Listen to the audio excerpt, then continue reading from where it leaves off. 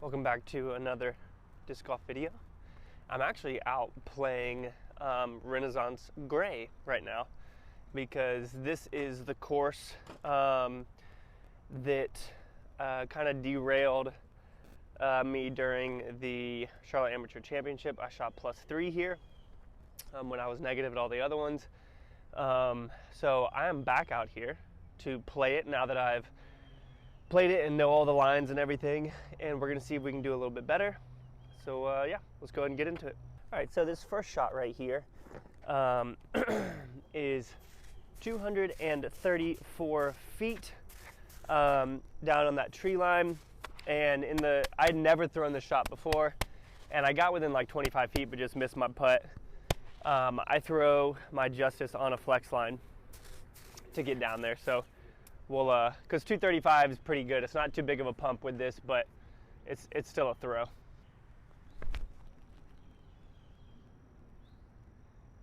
Money.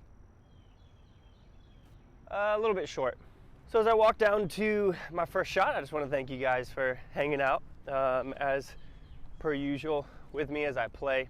I really am just grateful that I get to do this, and I'm happy you guys enjoy my content. Also want to let you guys know, for all you new subscribers, I am sponsored by Dynamic Discs, and so I have a discount with them. So if you ever order anything from dynamicdiscs.com, just use the code MOLT621 for this month. So next month, being July, it would be 721, and that'll be active every month, and you can use that for a discount. I think you can use it once, so if you know you're going to order a bunch of stuff, then I would just save it for then. But yeah, we've got an okay shot here. I'm going to have to straddle out.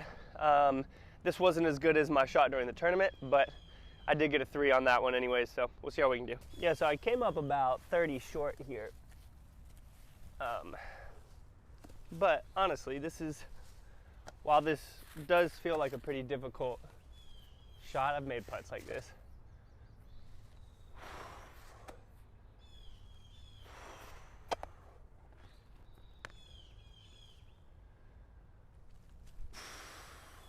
Let's go.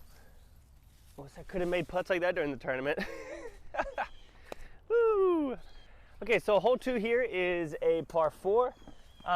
It's a pretty gettable par 4. I don't have the distance here, but I imagine it's, I don't know, high 4s, maybe 400 something.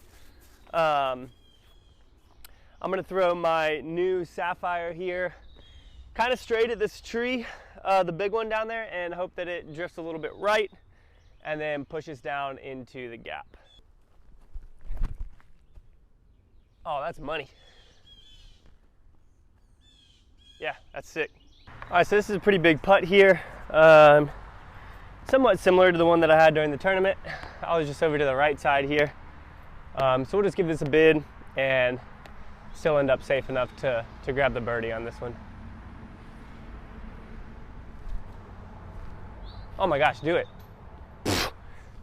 That was ridiculous. That was sick.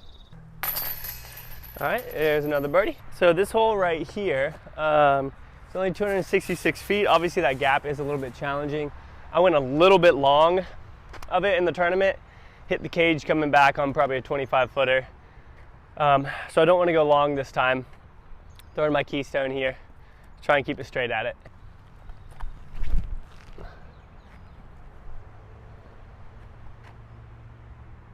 Yeah, that's money. All right, so this is a solid shot for sure. There's lots of dew on the ground right now, so I need to just make it so that I don't get my putters wet.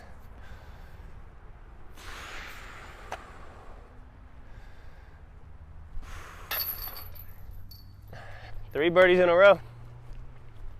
I was 1 down at this point in the tournament. So on this hole, I think during the tournament, I tried to power up just a little bit too much. So I'm gonna throw the Trust here on a hyzer and just let it glide up to the left side. This was my first bogey, and it was because I tried to make a stupid shot when I should have just laid up and played for the par.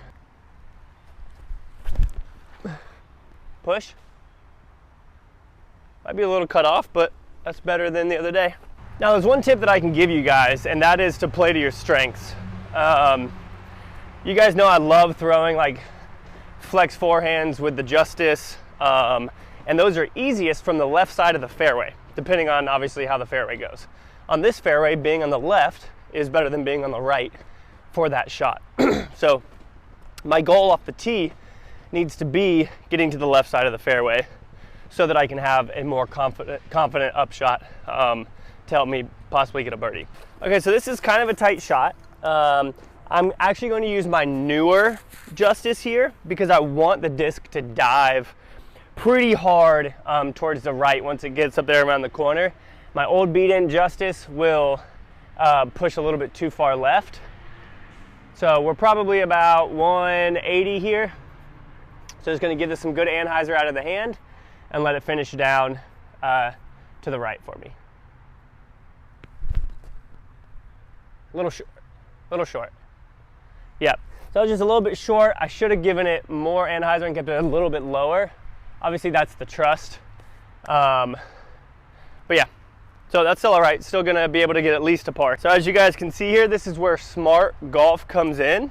I have no look at the putt.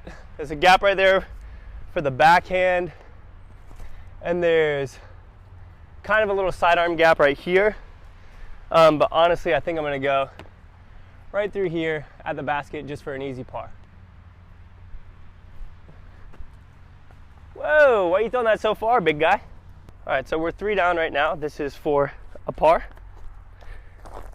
I got a little bit aggressive right there because I wanted to make sure I made it through the gap, but I went long. Oh my gosh, Michael. That was a bad putt. That wasn't confident. I didn't give it enough hyzer out of the hand. So that's a bogey. Wow, so even with, sorry about all this traffic. So even with that good drive, that was a 1, 2, 3, 4, 5, yeah. So bogey on that one. All right, so this hole is pretty cool. You throw about 220 feet to until you want the disc to break down to the right, and it's probably like a 30-foot change in elevation with a casual creek past it. So you want to, actually it looks like depending on how far you go, it can be OB. So we just throw the Justice here flat and straight and let it do its thing. Oh, Michael. Okay, so that's gonna be a tough approach now. All right, so this is gonna be a pretty tough upshot, honestly. I got a par on this during the tournament because I almost hit the gap. I hit one of the guardian trees on it. Yeah, this is gonna be very, very difficult. I almost wanna see if, oh gosh, I can't find anything. Okay, so I have to throw a pretty high anhyzer here, I believe is what the play is.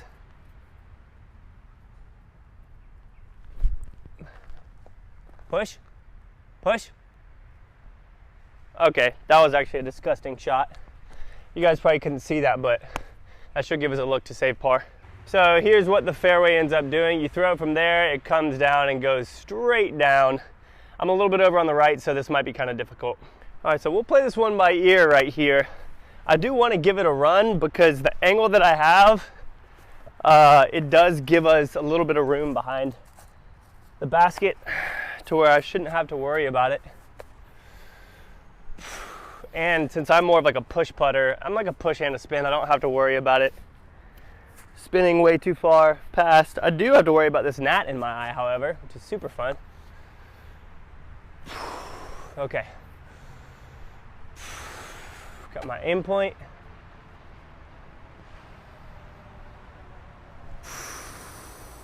Let's go. Big boy putts right there. Big boy putts right there, saving par. That's huge. That second shot was super difficult, so I'm happy the angle that I got. I could have thrown it out even more, but I don't really execute those types of shots that often. Okay, so this was actually super fun, and I almost executed it perfectly during the event. It's up the hill to the left, but you want to end on the right once you get up there. So it's like you take something super overstable, throw it probably like this, and it'll push and then settle down almost flat on the upper part of the hill. So that's the desire here. Miss these trees up here, and you'll be sitting in a good spot.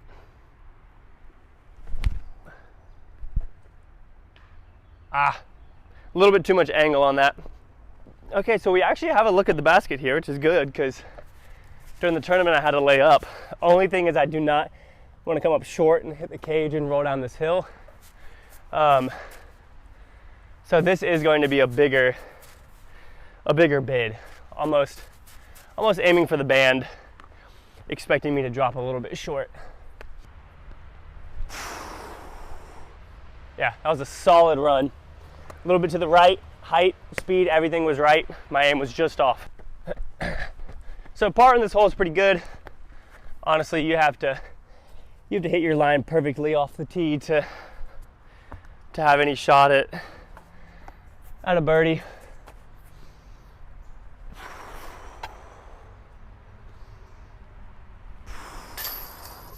Yeah, that was why I missed that putt back there. I didn't release it on enough. I didn't have it on enough hyzer in my hand when I brought it up. Okay, par there, still 2 down. All right, so on this hole, I took a bogey during the tournament because I sidearmed my trust, which I had never done before. Like literally, I don't even know why that was my decision making here. It just wasn't smart. So I'm gonna take my understable justice here. There is OB all along the right side, but if I take this more understable justice, hit it down the left side, probably at about 50% power, because this is only 257 people, 257 feet, then we should at least give ourselves a safe look for par, and then maybe even a shot at birdie. And we have a right to left wind, which is going to help fight this to the left.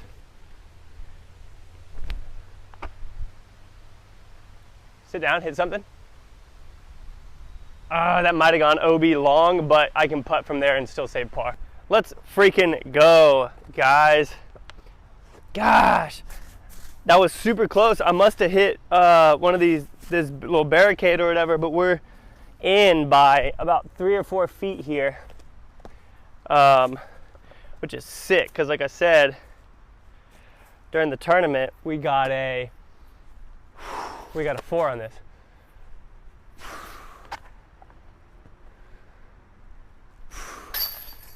Nice, dude. All right, back to 3 down. That's solid, man. And to think that like that was my original decision during the tournament and I second guessed myself. You know how to play disc golf for the most part, right? If my first thought is to throw this disc, I should probably throw this. You know, like for the most part, you should go with your first thought. Okay, so this hole I birdied during the tournament with a big putt.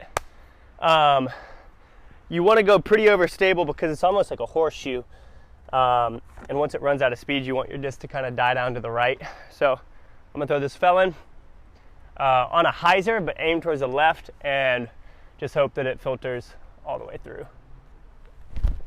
Missed that tree. Gosh. Okay, so it'll just be a layup from there. All right, so I didn't want to trek my whole bag up here.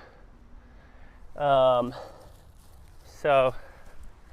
honestly, I think I'm just going to throw another sidearm with this.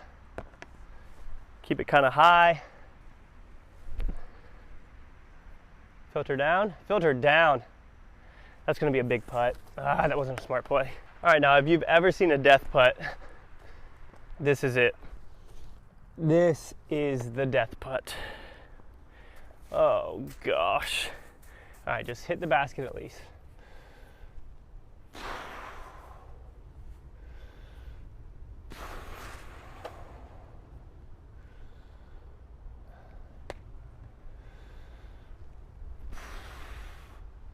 Come on. Let's freaking go, dude. That felt so smooth. Gosh. I made a big putt from over here for 2 on this during the tournament. So went backwards on this one, but we're 3 down still. Let's go. That was sick. Okay, so this is definitely the hardest birdie in my opinion on gray, because you got to pipe a backhand. I feel like this is the hardest birdie on gray, But on golds, this is a pretty easy birdie because it's a 4 and you just throw a sidearm and then flip up and then you're good. Here you have to throw like a slow left fading backhand.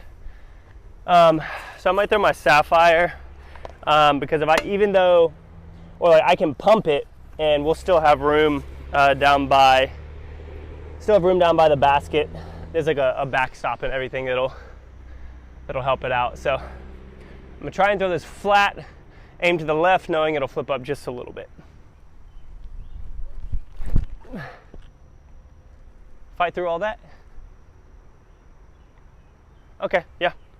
Par on this is good. I'm happy with that. Instead of a 4. Okay, so during the tournament, I got a 4 on this. I hit a tree trying to throw a sidearm off the tee. Not what we wanted to do. So here we're just trying to get it behind the basket, and then just have a nice easy putt. Or go in. Okay, no roll, that's fine. All right, so we're still 3 down right now, which is really good. I mean, I ended the tournament 2 down, but +3 on this course, which was supposed to be the easiest scoreable course, but obviously we didn't do so hot. So there's another par for us. Still 3 down. Let's keep it going, okay? All right, guys, that's the front 9. We are currently 3 down. I believe at this point yesterday we were +1, so that's already 4 strokes better. I love it. Making some mental notes and progress. Hope you guys enjoyed this video. Hopefully you learned a little bit. Again, don't forget about the discount code if you guys are interested in that. Thank you for watching my videos. I love you guys. I'll see you on the next one.